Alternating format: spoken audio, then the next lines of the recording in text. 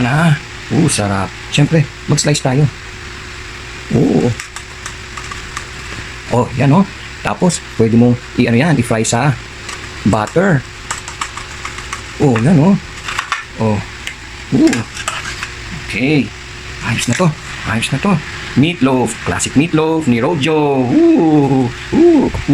Classic meatloaf. Sarap ka. Fantastic man strike again.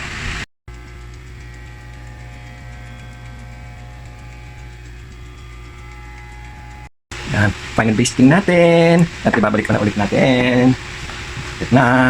Lapit ka na. Okay, what's cooking? Gagawa tayo ng classic meatloaf. First step, isosotayin natin ng bawang, garlic, bell pepper, tapos ilalagay natin ng hotdog, at saka para huwag natin malimutan, maluto na rin ng konti ang raisin. Tapos palalamigin yan. Tapos imimix natin sa ating beef. Tapos lalagyan ng breadcrumbs, yung raisin, lalagyan ng egg, 2 eggs, milk. Tapos ito na yung mga mix natin, ititimpla natin sa sa meatloaf. Ano yung mga nilagay ko dyan? Ayan, parsley, basil, oregano, magic sarap. Ilagyan din natin siyempre ng pepper, paprika, ng cayenne, ng garlic powder, siyempre ang chili, at ang onion powder. Siyempre meron din ng salt and brown sugar. Tapos lalagyan na natin ng no seasoning at saka Worcestershire sauce and yung extra virgin oil. Sa glaze, gagawa tayo ng brown sugar, olive oil, banana ketchup, and a little bit tomato paste. Yan! Nakahanda na lahat. Tapos, imimix natin, i-form natin, hindi na natin lagay sa loaf pan, i-form natin, bibake natin 15 minutes, tapos lalabas natin, lalagyan natin yung glaze, tapos tapusin natin ng 40 minutes! Woo! Woo! Nag-umpisa na tayo. Onion. Garlic. Nilagyan natin yung onion. Hotdog. Yan ang natin mag-brown. Yan, at ilagay na natin lahat. Mekos-mekos na yan. Kasi maganda yan, bago mo ihalo sa meat, lalo na yung garlic at onion, nasutin na, flavorful ang dating, pati yung mga green pepper, yung hotdog, yung raisin. So, kailangan na natin palamigin. Last 10-15 seconds. Okay, ayan na yung beef na minced beef. Tapos gumawa tayo ng nilagay na natin yung pinalamig natin na sinutay natin na garlic, onion, bell pepper, raisins. Yan, anong next step? Siyempre, ilalagay natin yung breadcrumbs. Mga 1 cup yan So, tansya meter, whoops. Okay, tapos noon, lalagay na natin yung milk. Yan, in goes the milk.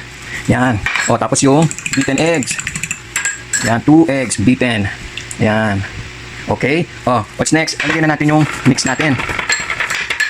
Yung mix natin. Yan, lagyan muna natin siguro na 2 kalahating tablespoon. Okay, tapos, siyempre, lalagyan natin ng tansya meter, banana ketchup, tansya. Whoop, mali ang natin. Tansya. Okay. Dito natin yan. Tapos, tansya na tayo. Lalagyan natin ngayon ng Knorr seasoning, tansya, 2 tablespoon. Tansya. Whoop. Tapos, ganoon din, Worcestershire. Whoop. Okay, tapos, olive oil. Tansya. Okay, ayan na. Tapos imimekos na natin yan. Dagdagan na natin ng konti pa nitong secret herbs and spices. Yan. May brown sugar na yan Okay, mix na to. Yan. Ganyan lang. Okay, mimix ko lang ng maayos. Muna natin yung ginawa nating meat sa freezer para tumigas na. Ito yung glaze. Importante yung glaze. So, lalagyan natin ng konting ketchup, konting sugar. Tapos yung natira natin lagyan natin ng konti. Tapos kailangan ito lagyan ng Knorr, tansya meter, ng Worcestershire sauce, tansya meter, ng extra virgin oil, tansya meter. Yan, tapos lulutuin natin yan. Sizzle na ang glaze. Kunin lang natin yung tamang consistency.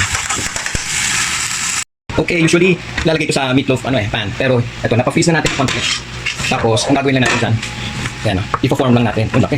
Ipo-form lang natin, hindi na natin siya lalagay sa sa meatloaf pan para mas crispy. Mas maganda kasi mamaya lalagyan pa natin ng glaze yan. So, yan. Okay. Pwede ko na ipasok yung sa ref. Ang ganda Okay. Paano? Ipupull out muna natin itong para mag-glaze. Ganda Ganda bango. Okay. Tingnan natin glaze, iluto natin. Yan. Sarap yan.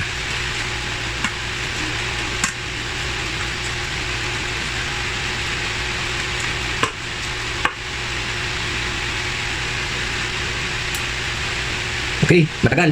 Okay, na-base na natin. Ganda Okay, pabalik natin ngayon. Yan.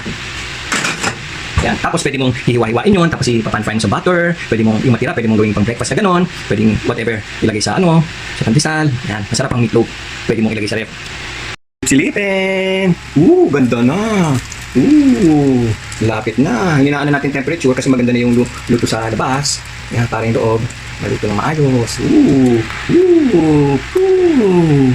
Okay, huminto na yung timer. Labas natin.